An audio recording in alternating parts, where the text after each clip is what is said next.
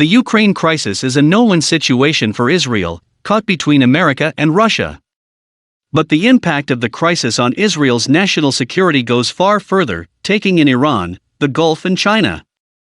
For most Israelis, Ukraine's frigid, snow-shrouded expanses are far away, out of sight and out of mind.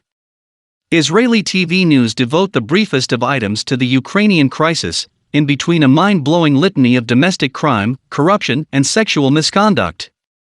Unlike Las Vegas, however, what happens in Kyiv does not stay there. Events in Ukraine have great importance not just for the international system, but for Israel and the Middle East as a whole.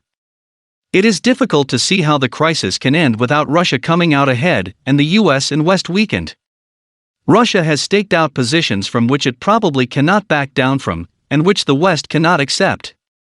Emboldened by the American debacle in Afghanistan and his successful pro-regime intervention in Kazakhstan, Russian President Vladimir Putin appears determined to revamp the post-Cold War global order and reassert Russia's global stature and its sphere of influence. The US, consumed by its domestic controversies, sought to devote its attention in foreign affairs primarily to containing China, not a resurgent Russia. Success in Ukraine will embolden Russia in the pursuit of its strategic objectives of pushing the US out of the Middle East and becoming the dominant superpower in the region, objectives that it shares with Iran.